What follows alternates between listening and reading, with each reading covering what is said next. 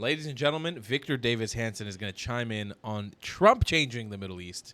I'm so excited to see this. I'm Tyler Traveling Klatt, your favorite Zionist prince. Let's check it out. I see it as a strategic victory if the U.S. and Israel chooses to see it that way. It's in their hands.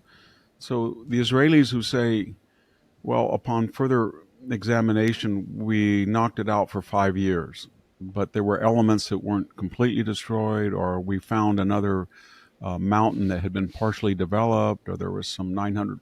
All of that is just contingent on what Israel wants to do next time. But if Israel says to the world,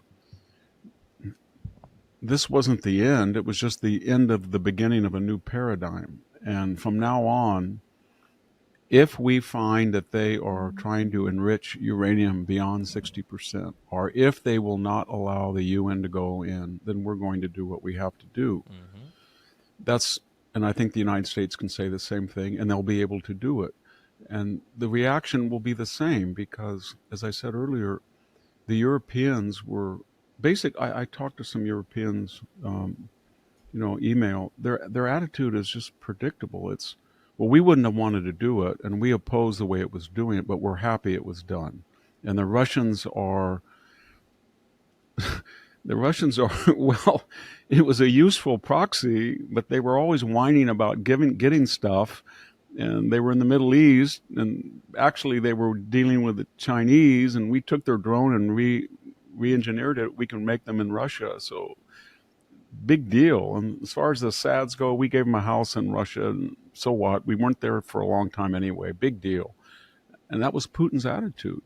And that was sort of what the Chinese are always transactional. And their attitude is, well, you got beat.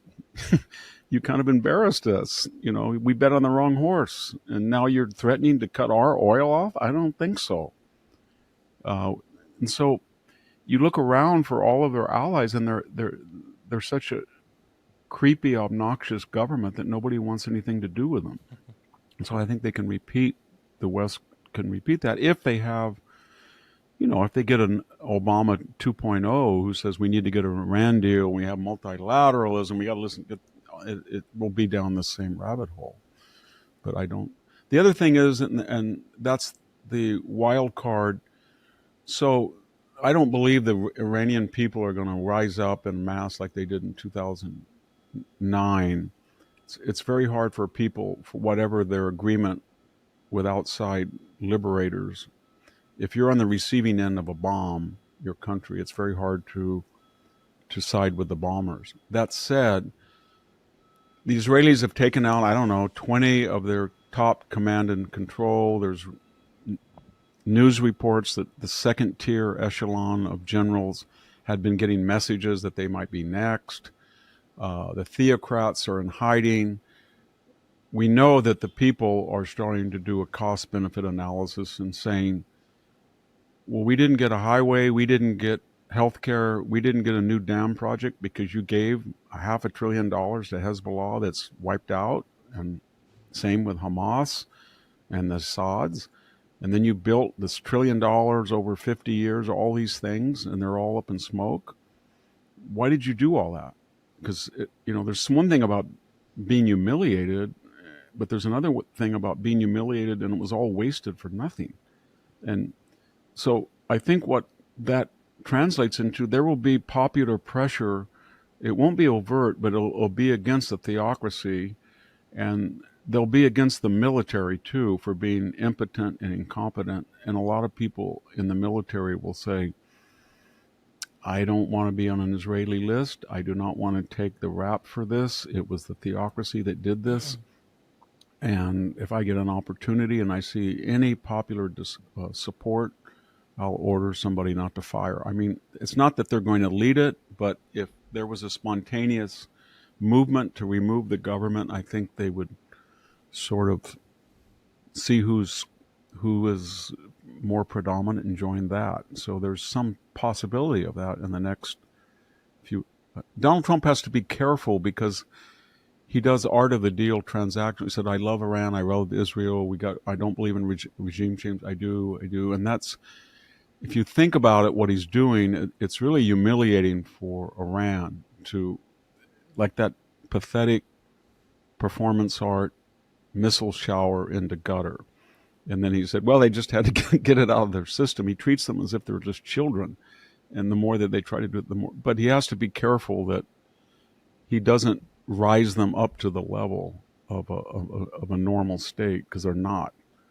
And so, but I know what he's doing. He wants to negotiate a deal and a lasting peace and all that. But it doesn't disguise the fact that he's dealing with a renegade lunatic regime that's evil incarnate. But Victor, about the deal, which was my next question, when I'm just remembering when Zelensky came and Trump said, "You have no cards." So, but here they really have no cards. Their only card was the nuclear program. They were trading that for taking off sanctions, for getting more money. But now that card, at least for the foreseeable future, is they can't play with the card. So what is the negotiation?